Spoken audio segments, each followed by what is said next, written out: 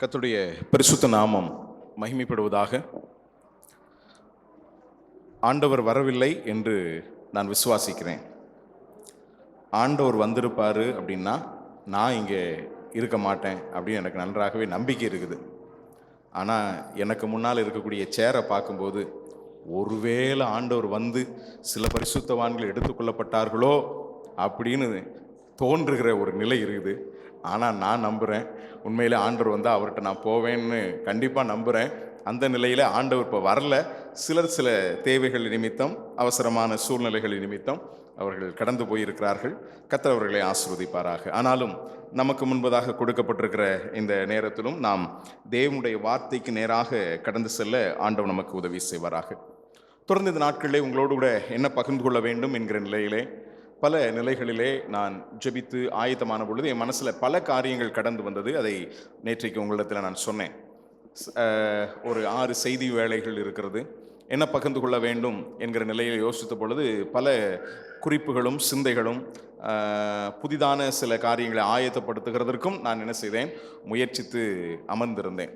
ஆனால் ஆண்டவர் என்னுடைய மனதிலே கொடுத்தது என்ன அப்படின்னா, ஒரு தொடர் சிந்தனையை நாம் அங்கே போகிறது நிமித்தம் ஏதோ ஒரு காரியத்தை அங்கே இருக்கக்கூடிய தேவ பிள்ளைகள் என்ன செய்ய வேண்டும், கற்றுக்கொள்ள வேண்டும். தேவனுடைய நாமம் மகிமைப்பட வேண்டும். சில பாடங்களும் படிப்பினைகளும் நம்முடைய ஒவ்வொருடைய வாழ்க்கைக்கு ஏற்றதாக அமைய வேண்டும் என்கிறதான அந்த நோக்கத்தோய் கர்த்தர் கொடுத்ததுனால ஒரு மனிதனை குறித்து சிந்திக்கும்படியாக ஆண்டவர் நடத்தினார். அந்த நிலையில் தான் இந்த ஆபிரகாமை குறித்து நாம் தொடர்ச்சியாக சிந்தித்து கொண்டிருக்கின்றோம். ஆகவே மறுபடியும் ஆபிராம் ஆகிய ஆபிரகாமை தான் மறுபடியும் உங்களுக்கு முன்னதாக கொண்டு வர விரும்புகிறேன். மறுபடியும் ஆபிரகாமா அப்படின்னு ஒருவேளை நீங்கள் யோசிக்கலாம். ஆனால் கர்த்தர் என்னோடு கூட இந்த ஆபிரகாமுடைய வாழ்வில் ஏராளமான காரியங்களில் இடைப்பட்டது நிமித்தமாக தான் உங்களோடு நான் பேசி கொண்டிருக்கிறேன். ஒருவேளை கடந்த நேற்றைக்கு நாம் சிந்தித்தது உங்களை எத்தனை பேருக்கு பிரயோஜனமாக இருந்தது என்று எனக்கு தெரியவில்லை. ஆனால் கர்த்தர் அதன் மூலமாகவும் ஒரு சிலரோடு கூட இடைப்பட்டார் என்கிறதை நான் கேட்டு கர்த்தருக்கு நன்றி செலுத்துகிறேன். ஆகவே மறுபடியும் இந்த ஆபிரகாமுடைய வாழ்வை திரும்பி பார்க்க ஆண்டவர் நமக்கு உதவி செய்வாராக. ஆபிராம் ஆகிய ஆபிரகாம் என்கிற இந்த மனிதனை குறித்து நாம் சிந்திக்கும் பொழுது இவன் பழைய ஏற்பாட்டிலும் புதிய ஏற்பாட்டிலும் மட்டுமல்ல, நித்தியம் வரைக்குமாக பறந்து விரிந்திருக்கக்கூடிய ஒரு மனிதனாக இருக்கின்றான். இப்படிப்பட்டதான இந்த மனிதனுடைய வரலாறு ஆதியாகமம் 11ஆம் அதிகாரம் 26 தொடங்கி 25ஆம் அதிகாரம் 10ஆம் வசனம் வரைக்குமான ஒரு குறிப்பிட்ட 14 அல்லது 15 அதிகாரத்துக்குள்ளாக இருக்கிறது. இந்த மனிதனை குறித்து சிந்திக்கிறதற்கு அவனிடத்திலே ஒன்றும் இல்லை. தேராகு, அங்கே நாகூர் தேராகை பெற்றான், தேராகு ஆபிராமை பெற்றான், ஆபிராம் ஈசாக்கை பெற்றான் என்று அவ்விதமாக பெற்றான்.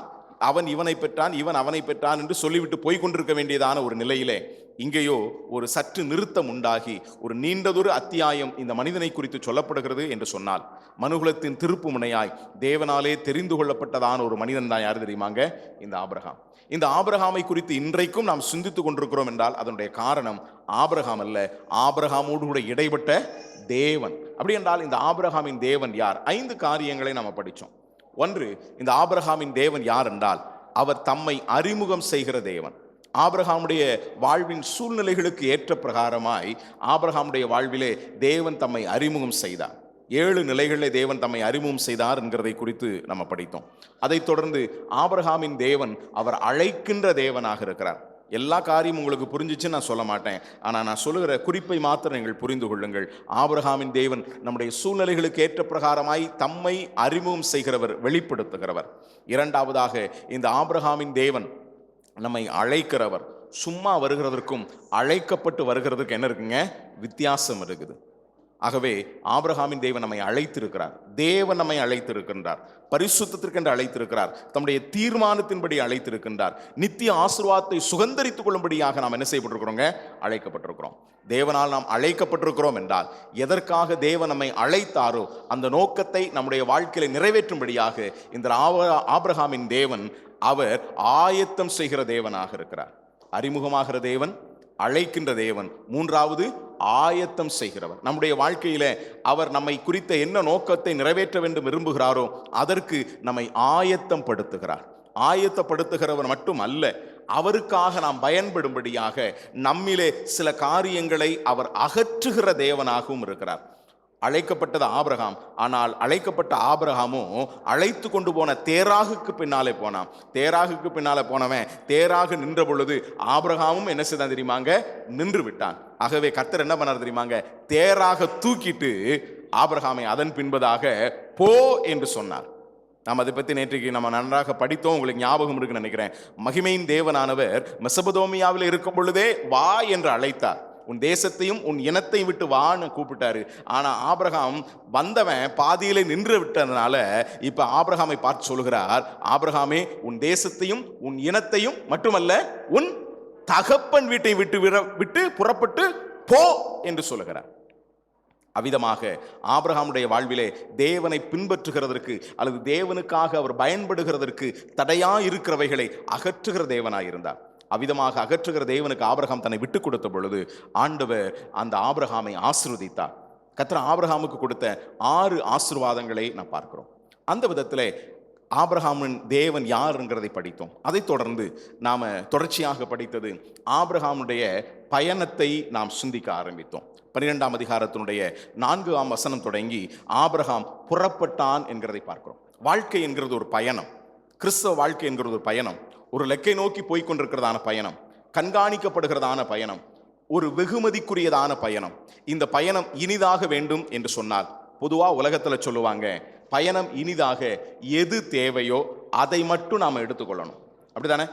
பயணம் இனிதாகனா அதாவது லெஸ் லக்கேஜ் மோர் கம்ஃபர்ட் அப்படின்னு சொல்லுவாங்க. அதாவது எவ்வளவுக்கு எவ்வளவு நம்முடைய சுமைகளை குறைக்கிறோமோ அவ்வளவுக்கு அவ்வளவு நம்முடைய பயணம் இனிதாகும்.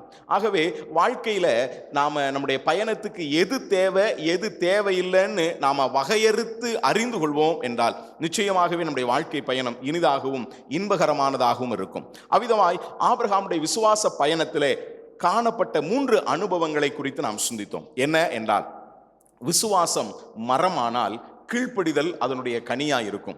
ஆபிரகாமுடைய பயணத்தை குறித்து எபிரேயர் 11ஆம் அதிகாரத்தின் 8ஆம் வசனத்தில் நாம் வாசிக்கும் பொழுது விசுவாசத்தினாலே ஆபிரகாம் புறப்பட்டான் என்று நாம் வாசிக்கிறோம். அப்படி என்றால் ஆபிரகாமுடைய வாழ்க்கை பயணம் என்கிறது ஒரு விசுவாச பயணம். நம்முடைய விசுவாச பயணத்தில் கர்த்தரை பின்பற்றி நம்முடைய சுயத்தை சாராமல் கர்த்தரை சார்ந்து முன்னேறுவோம் என்றால் கர்த்தர் நம்மை நடத்துகிறவராக இருக்கிறார். அவ்விதமாக ஆபிரகாம் அந்த விசுவாச பயணத்தில் முன்னேறுகிறதற்கு 3 காரணங்கள் அடிப்படையாய் அமைந்தது. விசுவாச பயணத்திற்கு தேவையான 3 காரணங்கள். 1 என்ன அப்படின்னா கீழ்ப்படிதல். கீழ்ப்படிதல். ஆபிரகாம் கீழ்ப்படிந்து விசுவாசித்து கீழ்ப்படிந்து தான் போகிற இடம் இன்னதென்று அறியாமல் என்ன செய்தாங்க? புறப்பட்டு போனான்.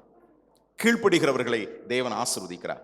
ஆபிரகாம் புறப்பட்ட ஆபிரகாம் அவன் போய் சேர்ந்தான். காரணம் என்ன தெரியுமா?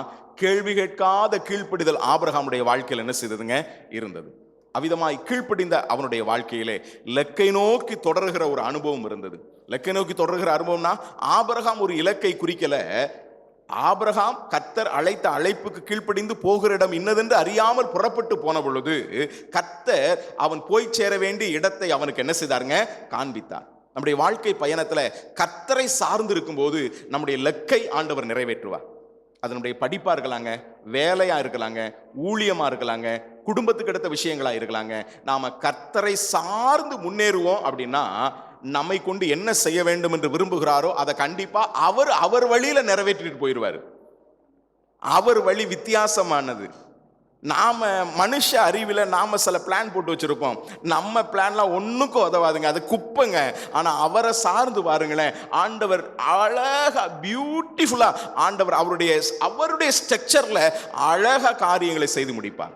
அந்த லக்குக்கு நம்மை கொண்டு போய் சேர்ப்பார். நீங்க பாத்தீங்க அப்படின்னா தேராக புறப்பட்டான், ஆனா பாதியிலே நின்றுட்டான். ஆனா ஆபிரகாம் புறப்பட்டான், ஆனா கானானை போய் என்ன செய்தாங்க? அடைந்தான்.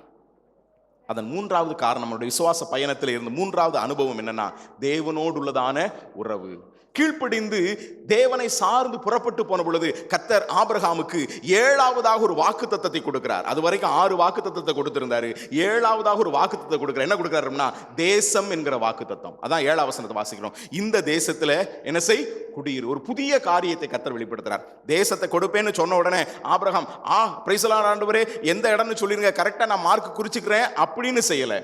கர்த்தர் கொடுத்த போது கொடுத்த கர்த்தருக்கு ஆபிரகாம் என்ன செய்தார் தெரியுமாங்க? திரும்ப கொடுத்தார்.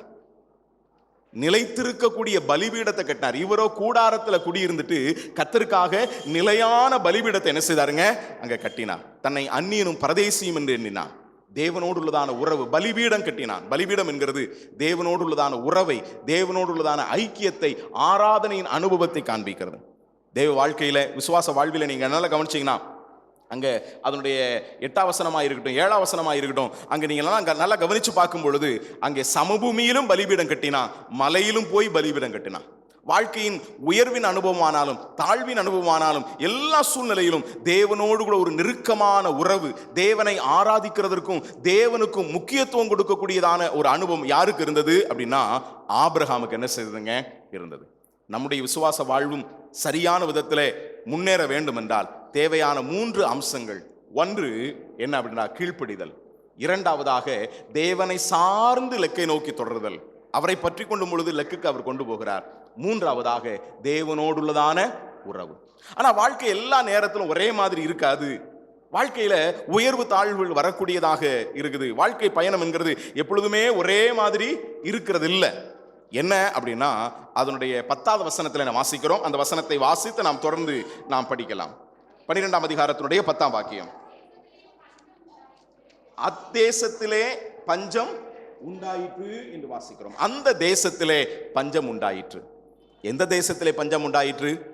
நீங்க நல்லா கவனிச்சு பார்த்தீங்கன்னா, பலிபீடம் இல்லாத தேசத்துல. மலைக்கு போன பொழுதும் பலிபீடம் கட்டினா, சமபூமியில் இருந்த பொழுதும் பலிபீடம் கட்டினா. ஆனா இங்கே தெற்கே பிரயாணம் பண்ணி கொண்டே அவன் போனா. அப்படி வாழ்க்கை பயணத்தின் போக்கில நான் போய்கொண்டே இருக்கும் பொழுது, சில நேரங்களில் வேலை, படிப்பு, குடும்பம் இத்தியாதிகள் என்று பல காரியங்கள் அப்படியே வாழ்க்கை போன போக்கிலே போகும்போது, சில நேரங்களில் பலிபீடத்தோடு உள்ளதான நம்முடைய உறவிலே நாம் தூரமாய் விலகி போகிறவர்களாய் மாறுகிறோம். அப்படி விலகி போகிறதான அந்த அனுபவத்தில் என்ன உண்டாகிறது அப்படின்னா, பஞ்சம் உண்டாகிறது. பஞ்சம்னா சோத்துக்கு சால்ரா போடுறது அப்படின்ற அந்த நிலை அல்ல. பஞ்சம் அப்படின்னா என்னங்க? குறைவுங்க. என்ன குறைவு? மகிழ்ச்சி குறைவு, நிம்மதி குறைவு. சில நேரங்கள் எல்லாம் சிரிச்சுக்கிட்டு இருப்பாங்க, ஆனால் சில சந்தர்ப்பங்களை அவங்களோட சேர்ந்து நம்மளால் சிரிக்க முடியாது. நான் சொல்றது உங்களுக்கு புரியுதா? சில நேரங்களில் எல்லா காரியங்களை சந்தோஷமாய் செய்து கொண்டிருப்பாங்க, ஆனால் அவங்களுக்குள்ள தான் இருப்போம். அவங்கள நம்ம பார்க்கும்போது நாமளும் சிரிப்போம், ஆனால் உண்மையாக சிரிச்சிருக்க மாட்டோம். ஏன்னா ஏதோ ஒரு குறைவு, ஏதோ ஒரு வெறுமை, ஏதோ ஒரு நிர்பந்தம், ஏதோ ஒரு குறைவின் நிலைகளுக்குள்ளாக நாம் தள்ளப்படுவோம். இது ஏன் உண்டாகுது அப்படின்னா, எங்கேயோ எப்பொழுதோ தேவனோடு உள்ளதான உறவிலே நாம் என்ன செஞ்சிருக்கோம் தெரியுமாங்க? டிவேட் ஆகிருக்கிறோம், வழி விலகி போயிருக்கிறோம், தூரமாய் போயிருக்கிறோம், தூரமாய் போயிருக்கிறோம். இங்கே ஆபிரகாம் பலிபீடத்தை விட்டு விலகி போனதனுடைய விளைவு என்ன அப்படின்னா, பஞ்சத்தை ஆபிரகாம் என்ன செய்தாங்க? அனுமதித்தான். பஞ்சத்தை ஆபிரகாம் அனுபவித்தான். ஆகவே அப்படிப்பட்டதான நிலையிலே ஆபிரகாம் என்ன செய்தான் என்கிறது தான் தொடர்ந்து அந்த பகுதியிலே நாம் வாசிக்கிறோம். மறுபடியும் அந்த வசனத்தை வாசிங்க.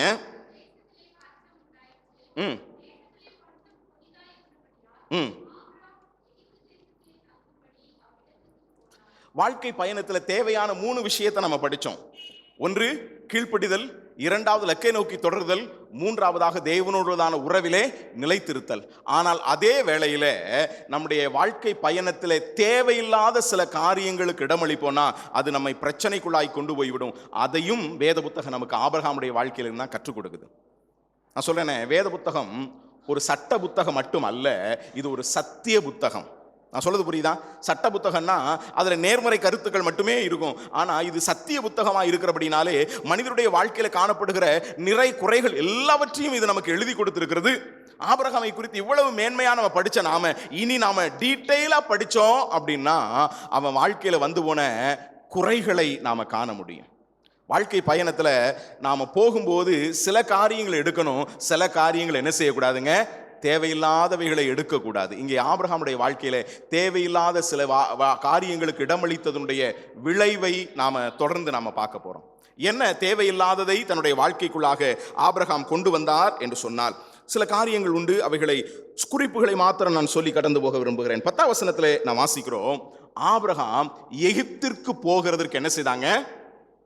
தீர்மானித்தார். 10ஆம் வசனத்தில் தான் வாசிக்கிறோம். அந்த பிற்பகுதியை வாசிங்க. நல்லா கவனிங்க.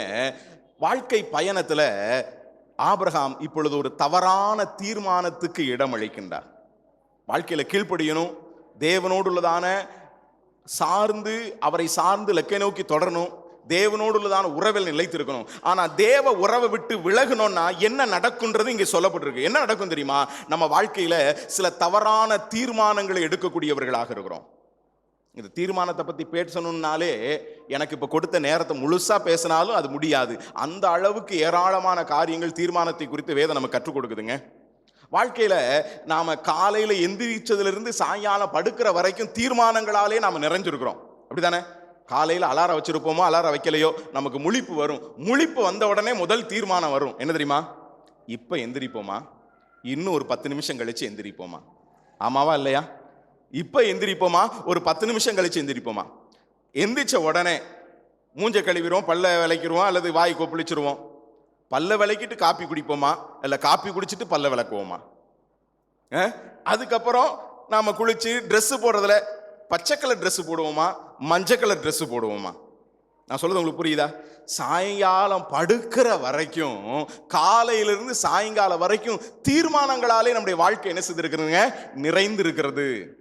ஆனா ஒண்ணு புரிஞ்சுக்கோங்க, நாம எடுக்கக்கூடிய வாழ்வின் சின்ன தீர்மானங்களானாலும் சரி, பெரிய தீர்மானங்களானாலும் சரி, அவைகள் நம்முடைய வாழ்க்கையை பாதிக்கக்கூடியவைகளாக இருக்கிறது. ஒரு பெரிய தீர்மானத்துக்குள்ள சின்ன சின்ன தீர்மானங்களும் அடங்கி இருக்குது. இதை நிறைய விலைக்கு சொல்ல முடியும். ஆனா நான் கோடு போட்டா, அதாவது என்ன சொல்றது, கோடு போட்டாலே நீங்க அதுல ரோடு போடக்கூடிய ஆட்கள் எனக்கு நன்றாகவே தெரியும். அதனால நான் கோடை மட்டும் போட்டுறேன், நீங்க அதுல ரோட போட்டுக்கோங்க. வாழ்க்கையில ஒரு பெரிய தீர்மானம் எடுக்கும் பொழுதே அதுக்குள்ளாகவே சின்ன சின்ன தீர்மானங்களும் என்ன செய்திருக்குங்க? அமைந்திருக்கிறது. ஆனா இன்னொன்றை நான் சொல்ல விரும்புறேன். நாம எடுத்த தீர்மானங்களுடைய விளைவை நாம கண்டிப்பா அனுபவிச்சே ஆக வேண்டும். அதற்கு மாற்று கருத்தே கிடையாது. உதாரணமா சொல்றேன்னா, இப்ப இந்த மாடியிலிருந்து நான் குதிக்க போறேன்னு நான் குதிச்சேன்னா நான் பறக்க மாட்டேன். கிராவிட்டின்னு ஒண்ணு இருக்கு. நான் சொல்றது உங்களுக்கு புரியுதா? குதிச்சா கண்டிப்பா கீழே விழுவேன் அப்படின்ற ஒரு விளைவு இருக்கு.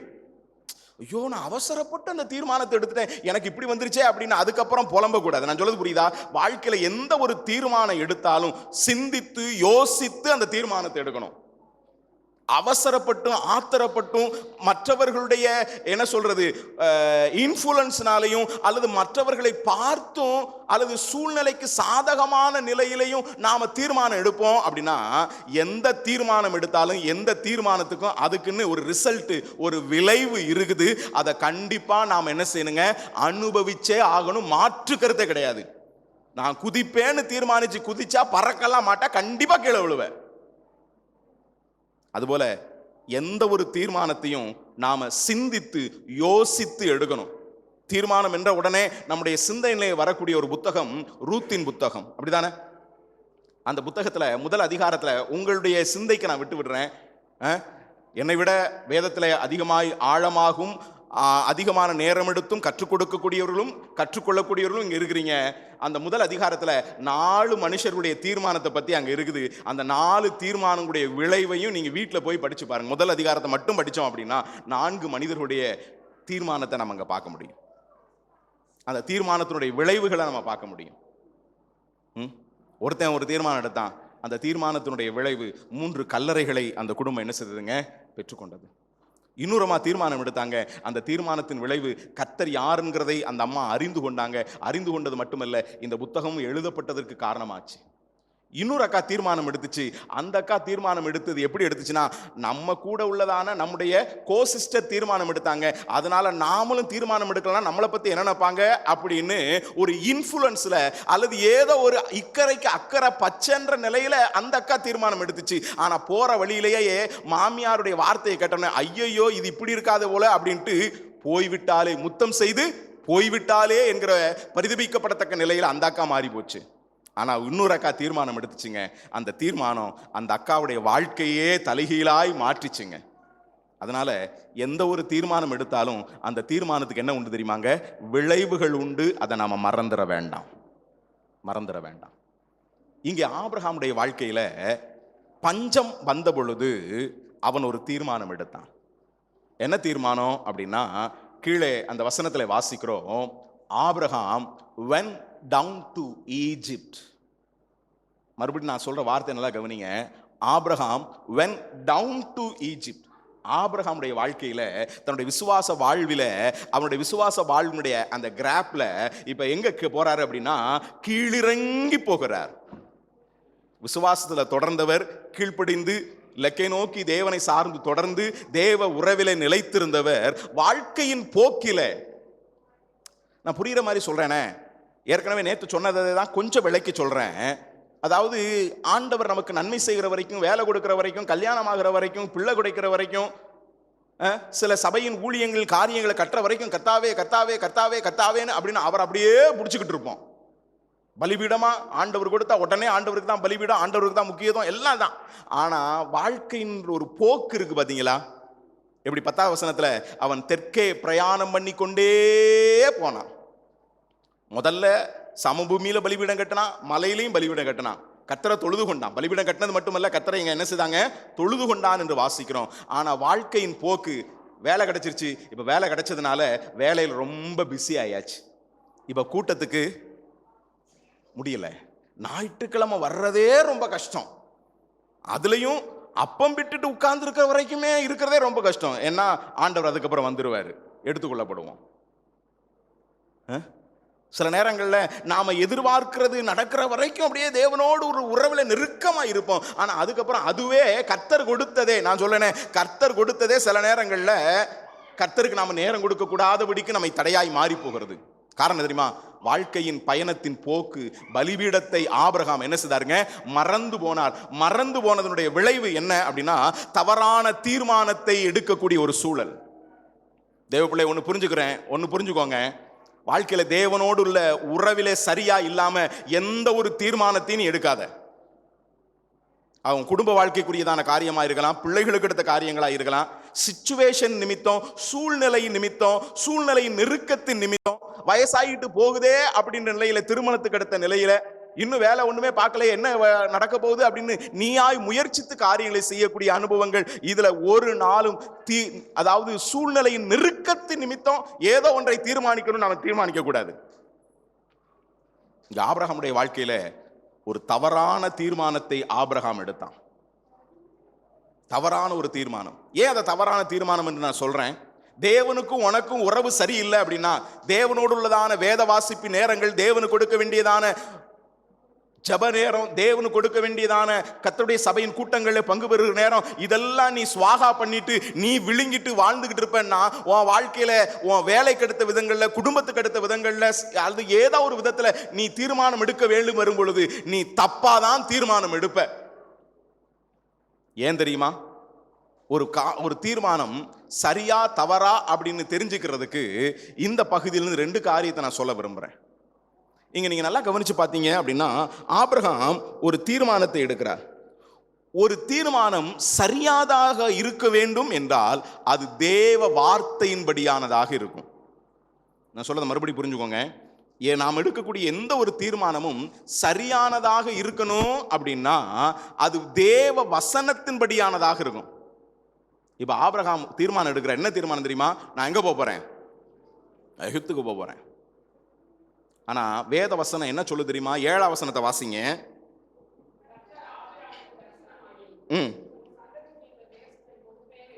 இந்த தேசத்தை நான் உனக்கு தர்றேன், இந்த தேசத்துல குடியிருன்னு கர்த்தர் வாக்குத்தத்தம் கொடுத்தாரு, தேசத்தை கொடுத்தாரு. ஆனா இவரோ கர்த்தர் கொடுத்த வார்த்தையை மீறி இவர் எங்க போறாரு? எகிப்துக்கு போனா பிழைச்சுக்கலாமோ அப்படின்னு. தேவ வசனத்தை மீறின, தேவ வார்த்தையும் தேவனுடைய வாக்குத்தத்தத்தையும் மீறின ஒன்றாக அது காணப்பட்டது என்கிறதை நான் பார்க்கிறோம். தேவன் இங்கே தருவேன் என்றார். தேவன் தருவேன் என்றார். தருவேன்னு சொன்னா கண்டிப்பா அவர் தருவாருங்க. தேவனுடைய வசனம், ஒருவேளை நம்முடைய வாழ்க்கையின் சூழல் தேவன் சொன்ன வார்த்தை நிறைவேறுகிறதற்கு அது என்னதுங்க, முற்றிலும் எதிரானதாக வித்தியாசமானதாக இருக்கும். ஆனா நமக்கு தான் வித்தியாசம். கண்டிப்பா சொன்னவர் அவர், அவருடைய வார்த்தையில மாறாதவர். அவர் சொன்ன வார்த்தை ஒன்றும் தரையில என்ன செய்யறதுங்க, விழுந்து போகிறது இல்லை. தவறான தீர்மானம் என்ன அப்படின்னா தேவ வார்த்தைக்கு முற்றிலும் மாறானதா இருக்கும். இங்க கர்த்தர் அவனுக்கு சொன்ன வார்த்தை, இந்த தேசத்தை உனக்கு தருவேன்னு கர்த்தர் சொன்னாரு. ஆனா இவரோ எங்க போறாரு? எகிப்துக்கு போறாரு. 2வது, ஒரு தீர்மானம் சரியானதா தவறானதா என்பதை நான் புரிந்து கொள்கிறதுக்கு என்ன அப்படின்னா, ஒரு சரியான தீர்மானம் விசுவாசத்தின் அடிப்படையில் எடுக்கப்பட்டதா இருக்கும். ஒன்று வேத வசனத்துக்கு உட்பட்டதா இருக்கும், இரண்டாவது விசுவாசத்தின் அடிப்படையிலே எடுக்கப்பட்டதாக இருக்கும். இங்க ஆபிரகாம் விசுவாசத்தின் அடிப்படையில் இந்த தீர்மானத்தை எடுக்கல. என்ன பண்ணார் பாத்தீங்களா? சிச்சுவேஷனை பார்த்தாரு. இப்படியே இருந்தோம்னா நாம பொழைக்க முடியாது, பொழைக்கிறதுக்கு எங்க போகணும்? எங்க போகணும்? எகிப்துக்கு போகணும். ஒன்று புரிஞ்சுக்கோங்க, நம்முடைய வாழ்க்கையில நாம மாம்சத்துல தீர்மானிக்கும் போது நாம போகிற இடம் எங்க இருக்கும் தெரியுமா? ஒன்று மோவாபா இருக்கும், இல்லைன்னா எகிப்தா இருக்கும். மோவாப் அப்படின்னா என்ன அர்த்தம் தெரியுமாங்க? வாஷ்பேஷன் அர்த்தம். மோவாப் என் பாதபாத்திரம். ஆங்கிலத்தில் பார்த்தீங்கன்னா வாஷ்பேஷன். வாஷ்பேஷன்னா என்னங்க? இப்போ சாப்பிடுவோம், பசி எடுக்குதா, இன்னும் கொஞ்சம் நேரத்தில் சாப்பாடு தருவாங்க. சாப்பிட்றதுக்கு முன்னாடி கை கழுவீங்களோ, சாப்பிட்டதுக்கப்புறம் கை கழுவீங்களோ, எப்படியோ சாப்பிட்டதுக்கப்புறம் கை கழுவோம்ல, அங்கே போய் வாஷ் பேஷனில் கையை கழுவோம். வாஷ் பேஷனில் கையை கழுவுனா அங்கே சில கசடுகள் அங்கே போய் விழுந்ததுக்கப்புறம் அதை கண்ணில் நீங்கள் பார்த்துருக்கீங்களா? அது எங்கே போகும் நமக்கு தெரியும், ஆனால் அதுக்கப்புறம் அதை பார்க்கவே முடியாது. அதுபோல தான் இன்னைக்கு தவறான தீர்மானத்தை எடுப்போம் அப்படின்னா நம்ம போய் சேர்றது மோவாபாக இருக்கும் அல்லது எகிப்தா இருக்கும். வேதத்தில் எத்தனை உதாரணங்களை நாம் என்ன செய்ய முடியுங்க? சொல்ல முடியும். பெலிஸ்திய தேசமாகவோ அது இருக்கும். நீங்க தாவீதுடைய வாழ்க்கையை நீங்க நல்லா கவனிச்சு பார்த்தீங்க அப்படின்னா, தாவீது சவுலுக்கு முன்னால ஓடி இருந்தார், கர்த்தர் அவனை தப்புவித்தார். நீங்க 1 சாமுவேல் புத்தகத்தை நீங்க படிப்பீங்க அப்படின்னா, தாவீது எந்த அளவுக்கு சவுலுக்கு முன்னால ஓடுகிற ஒரு அனுபவத்தை நீங்க பார்க்க முடியும். 2 வருஷங்களுக்கு முன்னால எங்களுடைய சபையில 1 சாமுவேல் புத்தகத்தை முழுவதுமாக நாங்க படிச்சோம். அப்போ நீங்க நல்லா கவனிச்சு பார்த்தீங்க அப்படின்னா, அங்கே தாவீது ஓடுகிறான், சவுலுக்கு முன்னால ஓடுறான். ஆனா கர்த்தர் அற்புதமாய் தாவீதை தப்புவிக்கிறார். ஆனா ஒரு குறிப்பிட்ட சந்தர்ப்பம் வந்தபோது தாவீது யோசித்தான். என்ன யோசித்தானா? இனி நான் சவுலுடைய கையில என்ன செய்ய முடியாது, நான் தப்ப முடியாது, நான் மாட்டிக்கொள்வேன் அப்படின்னு மாம்சத்தில் அவன் தீர்மானித்த பொழுது அவன் எங்க போனான் தெரியுமா? எங்க போனான்? காத்தூருக்கு போனான், பெலிஸ்திய தேசத்துக்கு போனான். பெலிஸ்திய தேசத்துக்கு போனப்ப என்ன ஆச்சு தெரியுமா? அங்க போய் அவன் நடிக்க வேண்டி வந்துச்சு, ரெட்ட வாழ்க்கை வாழ வேண்டி வந்துச்சு. அதுக்கப்புறமா அங்க போய் இருந்த சந்தர்ப்பத்துல தன்னை உண்மையாய் நேசித்த ஆகீசுக்கும் உண்மையா இருக்க முடியல, தன்னை அழைத்து வேறு பிரித்த ஆண்டவருக்கும் தாவீதால உண்மையா இருக்க முடியல. இதுக்குள்ள ஏராளமான அர்த்தம் இருக்குதுங்க. உங்களிடத்தில் நான் கோடு மட்டும் போடுகிறேன். நம்முடைய வாழ்க்கையில எந்த சூழ்நிலையிலும் நாம சரியான தீர்மானம் எடுக்கணும். ஆனா சில நேரங்களில் சூழ்நிலையின் நிர்பந்தத்தின் நிமித்தம் தவறான தீர்மானத்தை எடுப்போம் அப்படின்னா அதனுடைய விளைவு மிக கொடிதான ஒன்றாயிருக்கும். விசுவாச வாழ்க்கையின் பயணத்துல ஒரு நாளும் நாம கீழ்ப்படியணும், தேவனோடு இசைந்து போகணும், தேவ உறவில நிலைத்திருப்போம்னா இட்ஸ் a சூப்பர். ஆனா தேவ உறவை விட்டு எப்ப விலகுறோமோ நாம எடுக்கிற தீர்மானம் எல்லாம் தப்பாதான் போகும். இதுக்கு முன்னால போற இடம் எங்கன்னே தெரியாம போனான், ஆனா கர்த்தர் அழகா கொண்டு வந்தார் கானானுக்கு. நான் சொல்றது உங்களுக்கு புரியுதா? ஏன்னா தேவனோடு உள்ளதான உறவும் தேவ வார்த்தைக்கு கீழ்ப்படுகிற அனுபவம் இருந்துச்சு. ஆனா இப்ப தேவ வார்த்தையை கேட்டும் அது மேல என்ன இல்லைங்க? விசுவாசம் இல்லை. ஒரு சரியான தீர்மானம் தேவ வார்த்தைக்கு உட்பட்டதா இருக்கும், விசுவாசத்தின்படியான நிலை எடுக்கப்பட்டதாக இருக்கும். ஆனா இங்க ஆபிரகாம் தேவ வார்த்தையை மீறி இவன் போகிறான். இன்னும் சொல்ல வேண்டும் என்று சொன்னால் விசுவாசத்தின்படியான நிலையை ஆபிரகாம் தீர்மானிக்கல, மாம்சத்தின்படியான நிலையிலே எகிப்துக்கு போகலாம் என்று அவன் போனான். ஒன்னு சொல்றேனே, எகிப்துக்கு போனதனுடைய விளைவு அங்கிருந்து கொண்டு வந்த ஆகார் இன்றைக்கும் குத்துகிற முள்ளாக இருக்கிறாள். அங்கிருந்து கொண்டு வந்த ஆகார் இன்றைக்கும் ஆபிரகாமின் சந்ததிக்கு ஒரு குத்துகிற முள்ளின் அனுபவம் என்கிறதை நாம் மறந்துவிட வேண்டாம். ஆகவே இங்கே எகிப்தை கவர்ச்சிக்கப்பட்ட நிலையிலே எகிப்தை நோக்கி அவன் போனான். அப்போ விசுவாச வாழ்வின் பிரயாணத்தில் நாம் தேவ உறவை விட்டு விலகுவோம் அப்படின்னா எதுக்கு இடம் அளிப்போம்னா, ஒன்று தவறான தீர்மானத்திற்கு. நான் மறுபடியும் சொல்றேன், இந்த குறிப்பில் தேவன் நம்மோடு கூட பேசி கொண்டிருக்கிறார், அல்லது யாரோ ஒருவரோடு கூட பேசுகிறதற்காக ஆண்டவர் விரும்புகிறாரு. நெருக்கத்தின் நிமித்தம் அல்லது சிச்சுவேஷன் நிமித்தம் தேவ வசனத்துக்கு மீறாகவோ அல்லது மீறியோ அல்லது மாம்ச சிந்தையின் அடிப்படையிலையோ எந்த ஒரு தீர்மானமும் எடுத்துறாதீங்க. நாம் எடுக்கிற தீர்மானத்துக்கு நாமே என்னதுங்க? பொறுப்பு. நாமே பொறுப்பு. எடுத்தா குதிப்பேன்னா விழதான் செய்வ, கிராவிட்டி இருக்கிற வரைக்கும் என்ன செய்வ? விழதான் செய்வ. தீர்மானத்துக்கு விளைவு உண்டு. ஆகவே நாம் எடுக்கிற தீர்மானம் சரியானதாக இருக்கணும். ரூத் தீர்மானம் எடுத்தா அந்த தீர்மானம் அவளை இஸ்ரவேலின் குடும்பத்தை கட்டுகிறதற்குரியவளாக அவளை மாற்றினது. இங்கே ஆபிரகாமுடைய தீர்மானம் எகிப்தை நோக்கி அவனை கொண்டு போனது தவறான தீர்மானம். தவறான தீர்மானத்தை நாம வாழ்க்கையில எடுத்துருவோம் அப்படின்னா ரெண்டாவது நம்முடைய வாழ்க்கையில என்ன உண்டாகும் தெரியுமா? வாசிங்களேன் 11 முதல் 13 வரையுள்ள வசனங்கள்ல. ம் ம் ம் ம் ம் ம் ம் ம்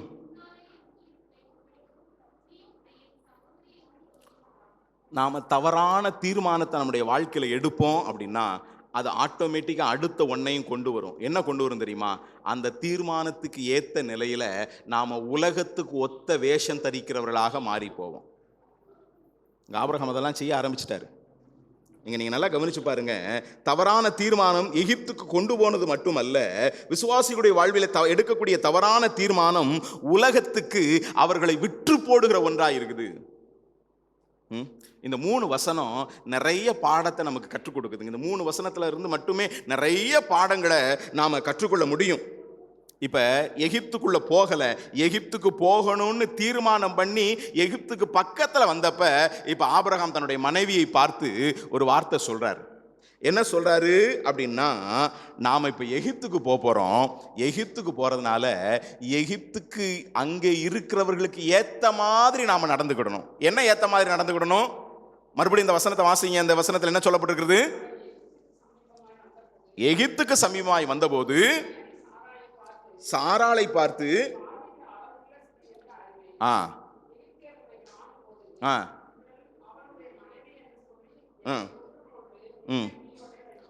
இங்கே ஆபிரகாம் சாராளத்துல சொல்றாரு, நாம எகிப்துக்கு போறோம், எகிப்தில் உள்ளவங்க இப்படி இருப்பாங்க, அப்படி இருக்கிறதுனால அவங்களுக்கு ஏத்த மாதிரி நம்மளை நாம் என்ன செய்யணும்? மாத்திக்கிடணும். நான் உனக்கு புருஷன் தான், அந்தரங்கத்தில் என்னை அத்தான்னு கூப்பிட்டுக்கோ, ஆண்டவனேன்னு கூப்பிட்டுக்கோ, ஆனால் அம்பலத்துக்கு வந்தா என்னை அண்ணேன்னு மட்டும்தான் கூப்பிடணும். நான் சொல்றதுடைய அர்த்தம் உங்களுக்கு புரியுதா? நாம ஆண்டவருக்கு பயந்தவங்க தான், விசுவாசி தான். ஆனால் நாம விசுவாசின்னு வேலை பார்க்குற இடத்துல தெரிஞ்சிச்சுன்னா, படிக்கிற இடத்துல தெரிஞ்சிச்சுன்னா, இதோ அல்லேலூயா கோஷ்டிக்காரன் வர்றேன் அப்படின்னு நம்மளை ஓரம் கட்டிடுவாங்க, ஒதுக்கிடுவாங்க. அப்போ நமக்கு கிடைக்கக்கூடியதான நன்மைகளோ அல்லது நாம் கிடைக்கக்கூடியதான லாபங்களையோ பெற்றுக்கொள்ள முடியாது. அதனால் இந்த உலகத்தில் நம்ம சர்வே பண்ணணும்னா, எகிப்தில் நம்ம சர்வே பண்ணணும்னா எகிப்துக்கு ஏற்ற மாதிரி நாம் வாழணும். யாரு சொல்றா? விசுவாசிகளின் தகப்பன் சொல்றான், நாம் கொஞ்சம் அட்ஜஸ்ட் பண்ணிக்கிட்டாதான் வாழ முடியும். உலகத்துக்கு ஒத்த வேஷம் தரிக்கிற ஒரு நிலை இது ஏன் வந்துச்சு தெரியுமா? அன்றைக்கு கர்த்தர் சொன்னாரு, ஆபிரகாமே, உன் தேசத்தை, உன் இனத்தை, உன் தகப்பன் வீட்டை விட்டு புறப்பட்டு போன்னு சொன்ன பொழுது விசுவாசித்து கீழ்ப்படிந்து வந்தான். தேவனை நம்பி வந்தபோது புறப்பட்டவன் அவன் போய் சேர வேண்டிய இடத்துல வந்து சேர்ந்தான். கர்த்தர் தேசத்தை கொடுத்தாரு, அல்லேலூயா தோத்திரம் சொல்லி பலிபீடம் கட்டினான். ஆனா வாழ்க்கையின் போக்கில் ஆண்டவரோடு உள்ளதான பலிபீடத்தோடு உள்ளதான உறவில் அவன் விலகி போன பொழுது, தேவனோடு உள்ளதான நெருக்கத்திலிருந்து அவன் விலகி போன பொழுது தவறான தீர்மானம் எடுத்தான். தவறான தீர்மானம் எடுத்தவன் அதுக்கேத்த மாதிரி தன்னை என்ன செஞ்சிட்டான் தெரியுமாங்க? மாத்திக்கிட்டான். பச்சையா சொல்லணும்னா ஒரு வேடதாரியாக யார் மாறினாங்க? இன்னைக்கு அநேக நேரங்களில் விசுவாசிகளானாலும் சரி, ஏன் ஈவன் தோ ஊழியர்களானாலும் சரி, சில நேரங்களில் தங்களுடைய வாழ்க்கையில தேவனோடு உள்ளதான உறவு சரியா இல்லை அப்படின்னா நாம வேடதாரிகளாக மாறுகிறோம் என்கிறது மறுக்க முடியாத உண்மை. அவங்களுக்கும் ஆமாம் போடுவோம், இவங்களுக்கும் ஆமாம் போடுவோம். நான் சொல்றது உங்களுக்கு புரியுதா? தேவனோடு உள்ளதான உறவு சரியா இருக்கும் அப்படின்னா இதுதான் சரி, இதுதான் வாழ்க்கை, இதுதான் வேத வசனத்துக்கு உட்பட்டது அப்படின்னு நம்மால சொல்ல முடியும். இங்க ஆபிரகாம் நீங்க நல்லா கவனிச்சு பாருங்க. இவன் தேவனோடு உள்ள உறவை விட்டு அவன் டீவேட் ஆனது நிமித்தம் வாழ்க்கை பயணத்துல இடம் கொடுக்க கூடாதவைகளுக்கெல்லாம் அவன் இடம் கொடுத்தான். என்ன தெரியுமா? தவறான தீர்மானத்தை அவன் எடுத்தான். தவறான தீர்மானத்துக்கு ஏத்த மாதிரி அவன் வேடதாரியாக இரட்டை வாழ்க்கை வாழ வேண்டிய ஒரு நிலைக்குள்ளாக அவன் மாறி போனான். மாய்மாலம் பண்ணுகிற ஒரு அனுபவம். 2 படகுல கால் வச்சு பயணம் செய்ய முடியாதுங்க. இயேசு கிறிஸ்து சொன்னாரு, 2 எஜமானுக்கு என்ன செய்ய முடியாதுங்க? ஊழியம் செய்ய முடியாது. ரொம்ப நாள் அந்த வாழ்க்கை போகாதுங்க. சில நேரங்களில் நான் ஆண்டவருக்கு ஒரு மாதிரியும் உலகத்துக்கு ஒரு மாதிரியும் நான் அதுக்கேற்ற மாதிரி நான் அட்ஜஸ்ட் பண்ணிட்டு போயிடுவேன் அப்படின்னு ரெட்ட படகுல கால் வச்சு பயணம் செய்கிற நிறைய திறமசாலிகளை நம்ம பார்க்குறோம். ஆனால் ஒரு நாள் படகு பிரியும் போது நடுக்கடல் உழுவ இங்கேயும் நிற்க, இந்த படகுலையும் இருக்க ஏற முடியாது, அந்த படகுலையும் ஏற முடியாது. ரெட்ட வாழ்க்கை ரொம்ப நாளைக்கு போகாதுங்க, ரொம்ப நாளைக்கு போகாது. நாம் எந்த படகுகளை பயணம் செய்கிறோம்ங்கிறதை புரிந்து நாம் மனம் திரும்பி வர வேண்டியது அவசியம். ஏன்னா தேவனோடு உள்ளதான உறவு நம்மை வேடதாரிகளாக மாற்றி போடுகிறது. 1 சாமுவேல் 27 அதிகாரத்தை ஏற்கனவே நான் சொன்னது போல தாவீது ஒரு இரட்டை வாழ்க்கை என்ன செய்தாங்க, வாழ்ந்தான். தப்பான ஒரு தீர்மானத்தை நம்ம எடுப்போம்னா அதுக்கேற்ற மாதிரி நம்ம வேஷம் போட வேண்டி வரும். உங்களுக்கெல்லாம் தெரியுமா, நம்ம விட பெந்தேகோஸ்தேக்காரங்களுக்கு ஒரு ஆளை நல்லா தெரியும். யாரு அப்படின்னா யோசபாத் அப்படின்ற ஒரு ராஜா. தெரியுமா உங்களுக்கு? யோசபாத்தை பற்றி தெரியுமா? யோசபாத் என்கிற ஒரு ராஜா, அவன் பார்த்தீங்கன்னா ரொம்ப அற்புதமான ஒரு மனுஷங்க. கர்த்தரை சார்ந்திருந்த ஒருத்தன். நெருக்கடி வந்த பொழுது கர்த்தரை நோக்கி கூப்பிட்டான். ஆண்டவரே, நிற்கிறதற்கு எனக்கு பலன் இல்லை என்று கர்த்தரை நோக்கி கூப்பிட்டான். கர்த்தர் அவனுக்கு அனுசாரியா இருந்தார், பல காரியங்களை செஞ்சான். ஒரு ராஜா. ஆனா அந்த ராஜாவுடைய குடும்பத்துல கல்யாணம்னு ஒன்று வந்துச்சுங்க. நிறைய நேரங்களில் விசுவாசியுடைய வாழ்க்கையில் ஒரு ஜென்யூன் விசுவாசி அப்படின்றத எப்போ நாம் தெரிஞ்சுக்க முடியும்னா, இந்த கல்யாணம் இது போன்ற விசேஷங்கள் வரும்போது தான் தெரியும். அப்போ தான் அவங்க உண்மையிலே யாரு அப்படின்னு தெரியும். இந்த யோசபாத்துடைய குடும்பத்தில் கல்யாணம் வந்துச்சுங்க. கல்யாணம் வந்தப்ப அவன் யாரோட சம்பந்தம் பண்ணான் தெரியுமா? ஆகாபோட சம்பந்தம் பண்ணான். யாருங்க இந்த ஆகாபு? தன்னை விற்று போட்டவன். என்ன தெரியுமா? எதற்காக தன்னை விற்று போட்டான்? கர்த்தருக்கு இயலாத பாவம் செய்யும்படியாக தன்னை விற்று போட்ட ஒருத்தன் தான் யார் தெரியுமாங்க? இந்த ஆகாப். ஏங்க, தன்னுடைய மகனாகிய இந்த யோசபாத் தன்னுடைய மகனாகிய யோராமுக்கு திருமணம் செய்ய வேண்டும் என்கிற நிலையில பக்தியுள்ள ஒரு குடும்பத்திலிருந்து ஒரு பெண்ணை எடுத்திருக்கலாம்ல. ஆனா இவன் பக்தி உள்ளவன், கர்த்தராலே புகழப்பட்டவன். ஆனா கல்யாணம் அப்படின்னு வந்தப்ப என்ன பண்ணான் அப்படின்னா, அவன் எடுத்ததுன்னா, நான் ராஜா, அதனால பொண்ணு பார்க்கணும் அப்படின்னா, மாப்பிள்ளை பார்க்கணும் அப்படின்னா நாங்க ராஜா, அதனால ராஜாவுக்கு ஏத்த ராஜாவை பாருங்க அப்படின்னு என்ன அர்த்தம்? என்ன அர்த்தம்னு தெரியும்னா, நேத்தைக்கு குழு ஜபத்தில் ஜபம் பண்ணீங்கல்ல, அதுல உள்ள ஒரு 5ஆவதோ 6ஆவதோ குறிப்பை நீங்க பாருங்க, அப்போ தெரியும். நான் சொல்றது உங்களுக்கு புரியுதா? நான் இந்த ஆளு, அதனால இந்த ஆளுக்கேற்ற அந்த ஆளு எங்களுக்கு வேணும். சில நேரங்களில் பிரதர் ஜெபம் பண்ணுங்க பிரதர், என் பிள்ளைக்கு பையன் பார்த்துக்கிட்டு இருக்கோம், அல்லது என் பையனுக்கு பொண்ணு பார்த்துக்கிட்டு இருக்கோம், நல்ல ஒரு குடும்பமாக பாருங்கள் பிரதர். நீங்கள் சொல்கிறது மாதிரி பார்த்தா எனக்கு ஒரு தங்கச்சியை தெரியும், நல்ல தங்கச்சி. ஆனால் பாவம் ரொம்ப கஷ்டப்பட்டவங்க. வந்து அப்பா இல்லை, அம்மா மட்டும்தான். அவங்களே ரொம்ப கஷ்டப்பட்டு வெளியே சின்ன சின்ன வேலை பார்த்து அந்த பிள்ளையை படிக்க வச்சுருக்காங்க. ஆனால் ஓரளவுக்கு படிச்சிருக்கு, பார்க்குறதுக்கு ரொம்ப அழகாக இருக்குன்னு சொல்ல முடியாட்டாலும் கருப்பாக தான் இருக்கும். ஆனால் ரொம்பலாம் இல்லை, ஒரு மகா நிறம். ரொம்ப அவங்ககிட்ட இருந்து ரொம்ப கஷ்டப்பட்ட ஒரு குடும்பம். நம்ம என்ன பிரதர் எதாவது பேசுவோமா? ஜெபம் பண்ணுவோம் பிரதர். கர்த்தர் இதில் ஒரு லீடிங்கை தரல பிரதர். நான் சொல்றது உங்களுக்கு புரியுதா? அதை விட முக்கியம்னா, பிரதர் அவங்க என்ன ஆளு, பிரதர் அவங்க நம்மாலா. நடந்தது என்ன தெரியுமா? இவன் பக்தி உள்ளவன், பக்திமான் யோசபாத். கல்யாணம்னு வந்தப்ப யாரோட சம்பந்தம் பண்ணான்னா, தன்னை கர்த்தருக்கு விரோதமாய் பாவம் செய்யும்படியாக விற்று போட்ட ஆகாபோட. ஏன்னா அவன் ராஜா, நானும் ராஜா, அவனும் ராஜா, அதனால ராஜாவுக்கு சம்பந்தம் பண்ணிக்கிடுவோன்னு சம்பந்தம் பண்ணான். என்னாச்சு தெரியுமா? ராஜா இழுத்த இழுப்புக்கு இவனும் போக வேண்டியிருச்சு. ஆகாப் கூப்பிட்டான், யுத்தத்துக்கு போவோம் வரியா?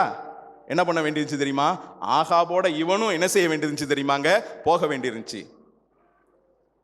பிரதரன் சபை, பிரதரன் விசுவாசி, பிரதரன் சபையில மூப்பர் அப்படிலாம் சொல்லுவோம். ஆனா கல்யாணம்னு வரும்போது நாம போய் சிஎஸ்ஐலையோ அங்கேயோ இங்கேயோ போய் என்ன செய்வோங்க? கல்யாணம் பண்ணுவோம். அதுக்கப்புறம் அவங்க பல விஷயங்களை செய்வாங்க, சடங்குகளை செய்வாங்க, சாங்கியங்களை செய்வாங்க. அங்கேயும் போய் நாமளும் நின்றுட்டு ஆமேன்னு சொல்லிட்டு வருவோம். நான் சொல்றதுடைய அர்த்தத்தை உங்களுக்கு புரிஞ்சுக்கணும்னு நினைக்கிறேன். இங்க விசுவாசி, இங்க நாம பிரதரன்.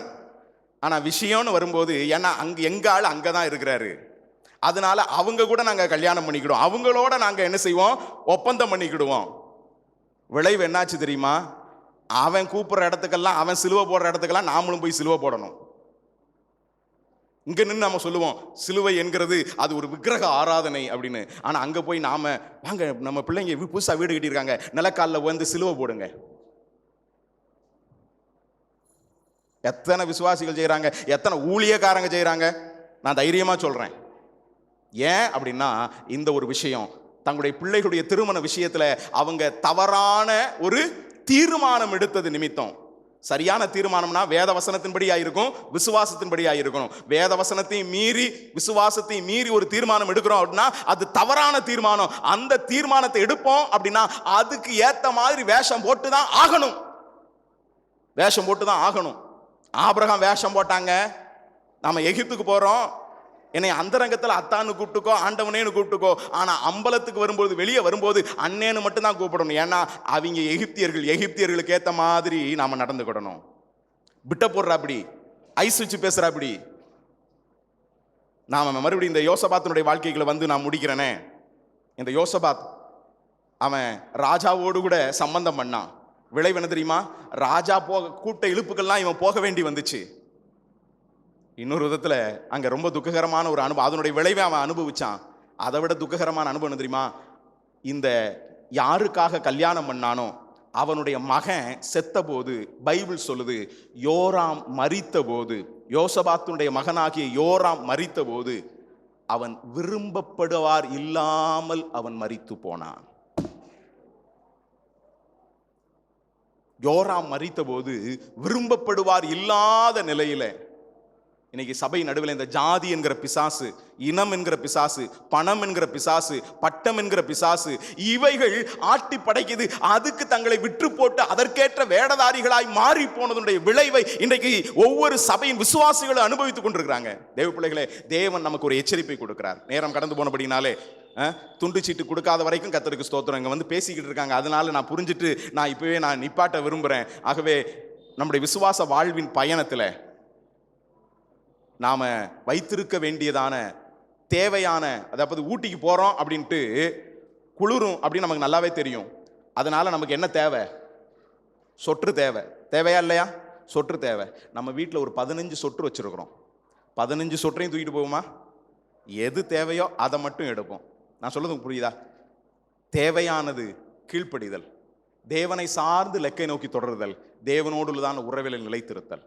ஆனா தேவனோடு உள்ளதான உறவை விட்டு நாம டிவேட் ஆகி அதை விட்டு விலகி போவோம்னா தேவையில்லாததெல்லாம் நம்ம வாழ்க்கையில வரும். என்ன தேவையில்லாதது தெரியுமா? தேவனை விட்டு ஆபிரகாம் விலகினது நிமித்தமாக தான். தேவ உறவை விட்டு ஆபிரகாம் விலகி வாழ்க்கை பயணத்துல, வேலை பழுவில் அப்படியே போகிற போக்குல தேவனை விட்டு பலிவிட விட்டு ஆபிரகாம் விலகி போன பொழுது பஞ்சம் வந்தது. அதனால தவறான தீர்மானத்தை ஆபிரகாம் எடுத்தார். ஏன்னா அது விசுவாசத்தின்படி எடுக்கல, தேவ வார்த்தையின்படி எடுக்கல. தவறான தீர்மானம் எடுத்ததனை தொடர்ந்து அந்த தீர்மானத்துக்கு ஏத்த மாதிரி வேடதாரியாய் மாற வேண்டி வந்தது, வேடதாரியாய் மாற வேண்டி வந்தது. ஆகவே நம்முடைய வாழ்க்கையில எடுக்கக்கூடிய தீர்மானத்தை நாம் எப்படி எடுத்திருக்கிறோம்? நம்மை சிந்திப்போமே. ஒருவேளை உலகத்துக்கு ஒத்த வேஷம் தரிக்கிறவர்களாய் நாம் இருக்கிறோமா? நாம் இந்த உலகத்துக்கு ஒத்த வேஷம் தெரியாதபடிக்கு நம்முடைய மனம் புதிதாகும்படியாய் ஆண்டவருடைய கரங்களை ஒப்புக் கொடுப்போம். ஆண்டவர் நமக்கு உதவி செய்வாராக. அவருடைய பரிசுத்த நாமம் மகிமைப்படுவதாக. ஆமென்.